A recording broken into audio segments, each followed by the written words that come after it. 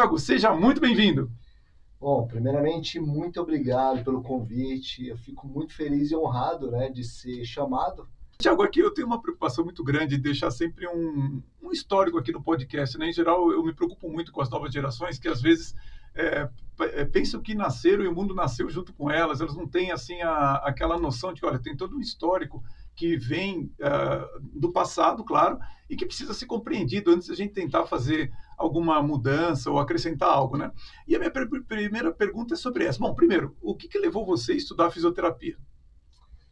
Bom, a fisioterapia apareceu na minha vida quando eu tinha em torno de 13 para 14 anos, Uhum. porque eu sendo um atleta de judô, eu já tinha muito histórico de dor. Sei, sei. E no início eu achava que era normal ter dor porque a gente se expunha muito à atividade física, à sobrecarga, a muitas horas fazendo a mesma coisa. Uhum.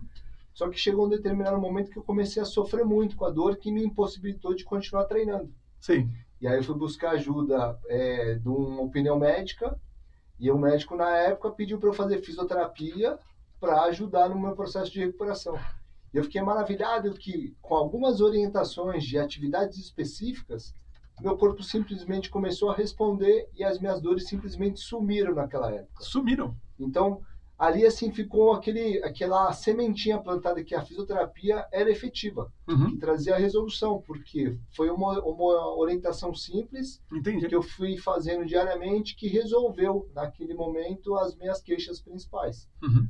Só que depois, trabalhando e treinando muito judô, dando aula de judô, eu percebia que a gente tinha muitas dificuldades de entender como é que funcionava a complexidade do corpo. Uhum. E aí que remeteu um pouquinho a tentar entender um pouco melhor. Me diz uma coisa, só para a gente não perder a sequência aqui. Quando você começou a atuar como fisioterapeuta, como que era essa área naquele momento? E aí eu queria que você me contasse que transformações que passaram essa área para chegar hoje.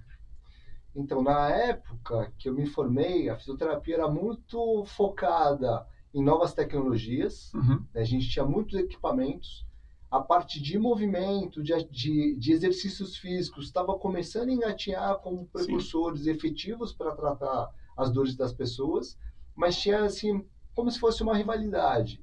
Quem ia mais para a área de aparelhos, de equipamentos tecnológicos e quem ia mais para a atividade física. Entendi. Só que a parte de terapia manual ainda estava muito, pelo menos no que eu conhecia, estava engatinhando. Estamos falando de que ano isso daí? A gente está falando nos anos 2000, Ah, 2000 e pouquinho.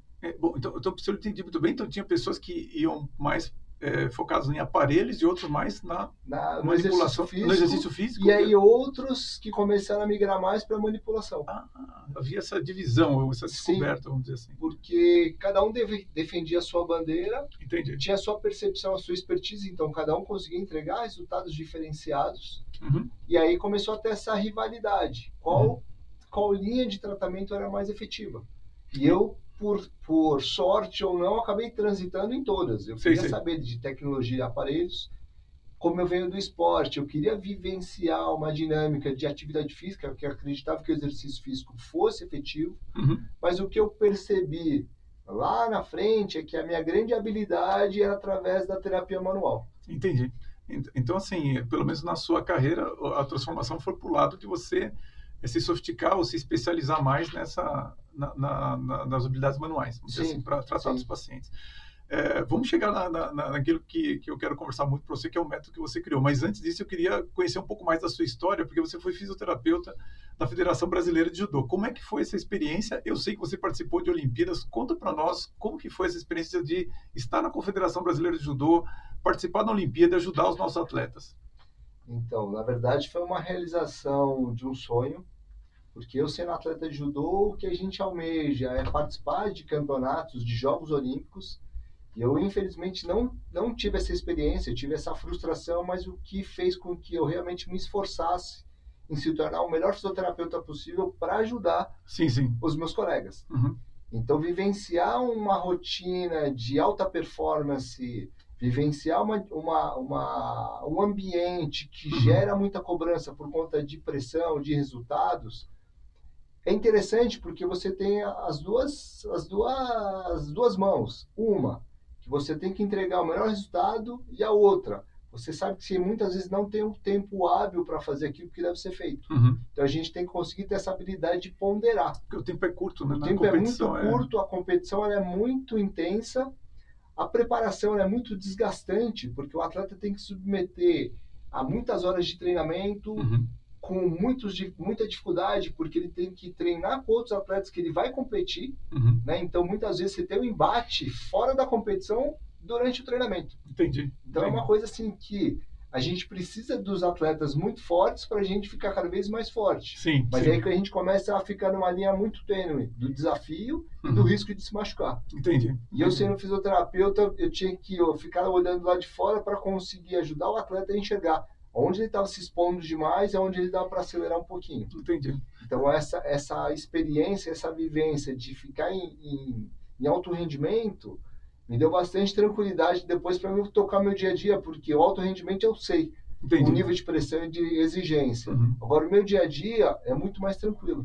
Então, quando o meu paciente chega com algum problema, eu não tenho aquele tempo curto, aquela data objetiva, é uma coisa mais tranquila, eu consigo pensar de fato na saúde dele. Entendi. Então, e lá era uma pressão de tempo mesmo. E pensando em ciclo olímpico, a gente pensa sempre em 4 anos. Entendi. Então, numa jornada do atleta, ele tem que pensar numa preparação de 4 anos para combinar num único evento que dura um único dia. Então, assim, exatamente, é um processo bem desafiador, mas é muito gratificante. Assim, eu tenho muita saudade, mas ao mesmo tempo pensando em toda a jornada que eu tive que vivenciar.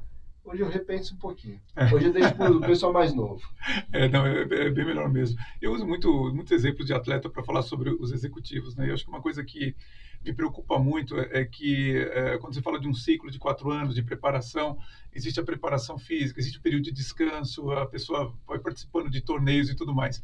E muitas vezes, no meio empresarial, as pessoas não têm essa noção. Então, o que acontece, por exemplo, para quem foi executivo de venda, vai entender muito bem o que eu estou dizendo, a pessoa faz um esforço brutal, por exemplo, em um mês, atinge as metas de venda, chega assim, um mês exausto, mas atingiu aquilo que precisava.